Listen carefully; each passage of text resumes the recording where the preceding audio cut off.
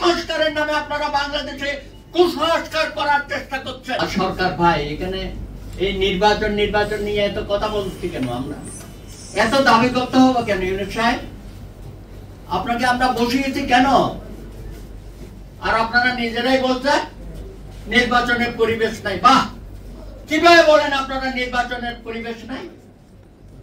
সর্বাগ্রে জুলাই অবশ্যই তারা করেছে, আত্মাহুতি দিয়েছে, সরকারের পতন হয়েছে, হাসিনা পালিয়ে গেছে। 52 ভাষা আন্দোলনে যারা শহীদ হয়েছে তাদেরকে আমরা স্বীকৃতি দিয়েছি জাতীয়ভাবে,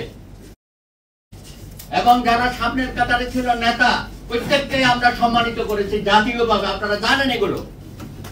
69-এর গণ অভ্যুত্থানে যারা শহীদ হয়েছে তাদেরকে স্বীকৃতি দিয়েছি, তাদেরকে আমরা স্মরণ করি।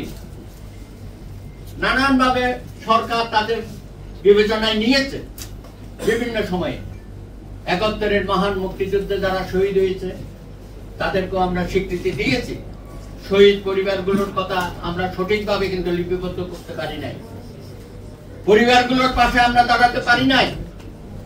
লক্ষ লক্ষ শহীদ মা বোনের ইজ্জত গেছে, সেগুলো কিন্তু আমরা সঠিক বিবেচনা করতে পারি নাই। এটাও আমাদের করতে হবে, না হয় ইতিহাস আমাদেরকে ক্ষমা করবে না। এর পরবর্তী পর্যায়ে আছেন 90-এর যোদ্ধারা আছে এখানে,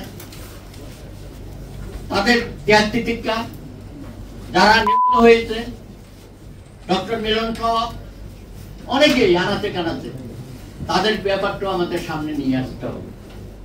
শুধু এই জুলাই গণ অভ্যুত্থানের শহীদদের নিয়ে মাতামাতি করলে অন্যদের প্রতি অশ্রদ্ধা জানানো হয় আমি মনে করি। সুতরাং সকলকেই আমাদেরকে যোদ্ধা হিসাবে সামনের কাতারে নিয়ে আসতে হবে, স্বীকৃতি দিতে হবে।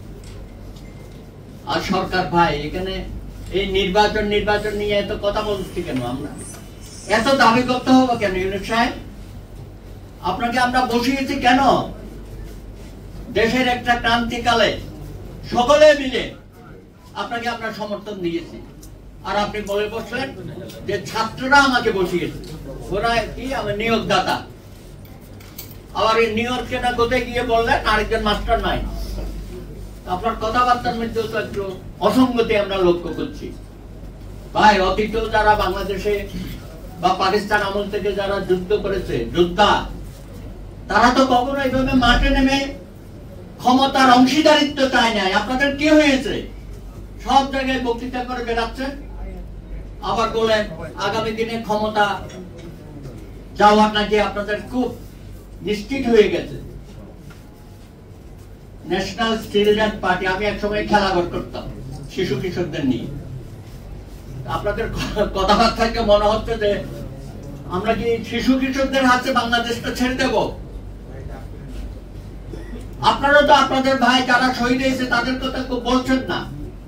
আপনারা এখন রাষ্ট্রীয় সমস্ত বিষয়ে কথা বলছেন, আন্তর্জাতিক বিষয়ে কথা অবশ্যই কথা বলবেন না কেন? ছাত্রদের তো এটাই ভূমিকা হওয়ার কথা, আমাদের ছাত্র জীবনেও আমরা তাই করেছি। কিন্তু আপনারা যে পথে রাষ্ট্রটাকে নিয়ে যাচ্ছেন, জুলাইয়ের যে জাতীয় ঐক্য আমরা সৃষ্টি করেছিলাম, সেই ঐক্যটাকে আপনারা বিনষ্ট করছেন সুস্পষ্ট ভাবে আমরা দেখতে পাচ্ছি। কাদের ষড়যন্ত্রে আপনারা মেতে উঠেছেন? আপনারা তো আরেকটা বাংলাদেশকে গৃহযুদ্ধের দিকে ঠেলে দিচ্ছেন। আপনারা পালিয়ে যাব স্বৈরাচার, প্রতি স্বৈরাচারকে পুনর্বাসিত করার এজেন্ডা বাস্তবায়িত করেছেন। সুতরাং আমরা আজকের এই সভা থেকে হুঁশিয়ারি উচ্চারণ করতে চাই, আগুন নিয়ে খেলবেন না। আমরা একটা শান্তি সমৃদ্ধশালী বাংলাদেশ প্রতিষ্ঠা করতে চাই, সুষ্ঠু নির্বাচনের মধ্য দিয়ে ক্ষমতা হস্তান্তর চাই। এই সরকারের প্রধানত দায়িত্ব হচ্ছে একটা সুন্দর সুষ্ঠু নির্বাচন দেওয়া, এবং যেটা লন্ডন বৈঠকের মধ্য দিয়ে সারা বাংলাদেশে একটা প্রশান্তির ঢেউ বয়ে গেছে। সবাই এখন নির্বাচন মুখী হয়ে গেছে। এই সরকারকে বিরক্ত করার জন্য আপনারা কয়েকটি দল, এই শিশু দল সহ আপনারা উঠে পড়ে লেগেছেন। আমরা তো ঐক্যমতে পৌঁছেছি, বিভিন্ন বিষয়ে আমাদের ঐক্যমত হয়েছে। সংস্কারের বিষয়ে বিএনপি সহ আমরা 31 দফা 3 বছর আগে দিয়েছি। এখন এসে আমাদেরকে সংস্কার শেখান। এই সংস্কারের নামে আপনারা বাংলাদেশে কুসংস্কার করার চেষ্টা করছেন। সেটা প্রতিহত করা হবে।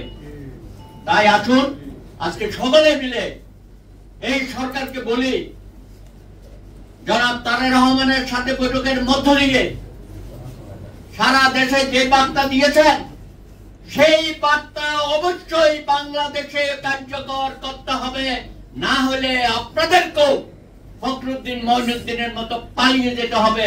আমি আশা করব জনাব ইউনূস সাহেব সেই পর্যায়ে আমাদেরকে নেবেন না।